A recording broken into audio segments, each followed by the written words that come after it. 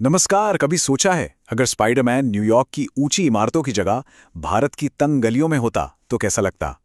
आज हम एक ऐसे ही देसी स्पाइडरमैन से मिलने वाले हैं जिसकी सबसे बड़ी जंग किसी खतरनाक विलन से नहीं बल्कि रोजमर्रा की जिंदगी से है। कहानी की शुरुआत ही बहुत मजेदार है। हमारा स्पाइडरमैन, उससे पता है कि ज्यादा शांति का मतलब है कि कुछ तो बड़ा गड़बड़ होने वाला है। ये उसका स्पाइडी सेंस नहीं, ये उसका देसी सेंस है। और यही वो सवाल है जो इस कहानी को इतना खास बना देता है। ये एक ऐसे हीरो की कहानी है जिसकी सबसे बड़ी चुनौती दुनिया को बचाना नहीं बल्कि महीने का बजट बनाना है। और यही वो बात है जो उसे हम सबसे जोड़ती है। तो चलिए पहले हिस्से में ये समझते हैं कि आखिर ये स्पाइडरमैन बाकी सुपर हीरोज से इतना अलग और अनोखा क्यों है। इस कहानी में असली मजा विलेन को हराने में नहीं है बल्कि स्पाइडरमैन को बिल भरते और आंटी की डांट खाते देखने में है। उसकी परेशानियां इतनी असली हैं कि लगता है अरे ये तो अपनी ही कहानी चल रही है।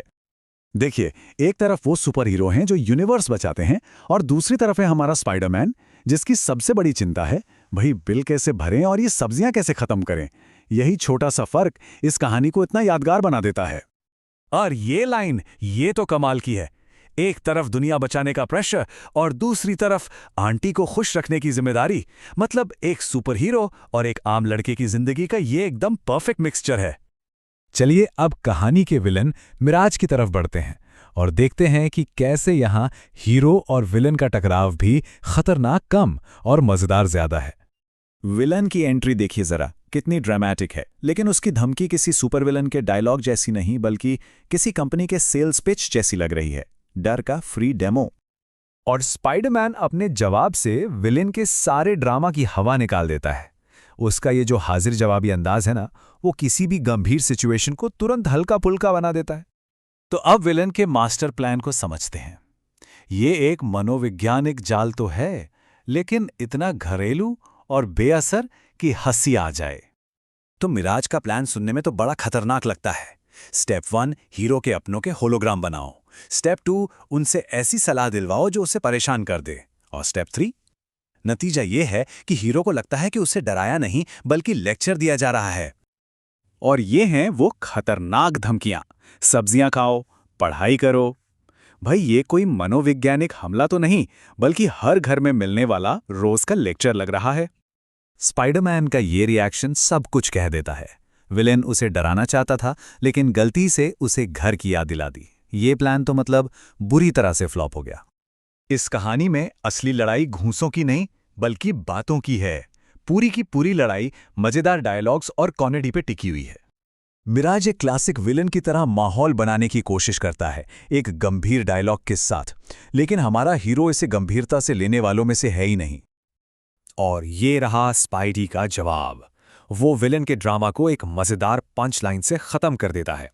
साफ साफ दिखा रहा है कि वो इस लड़ाई को बिल्कुल भी सीरियसली नहीं ले रहा। और ये पल तो सबसे मजेदार है। जब स्पाइडरमैन फिसल कर गिरता है तो वो सिचुएशन की बेतुकीपन को स्वीकार कर लेता है। ये एक तरह से पर्दे के पार झांककर दर्शकों से बात करने जैसा है, जो कॉमेडी को और बढ़ा देता है। तो इस लड़ाई का नतीजा ताकत से नहीं बल्कि होशियारी से निकलता है। स्पाइडरमैन विलन को हराने के लिए उसकी डिवाइस को ही तोड़ देता है। बस गेम ओवर। अब आते हैं कहानी के सबसे अहम हिस्से पर, जो एक मजेदार अंत के साथ साथ एक दिल को छू लेने वाला मैसेज भी देता है।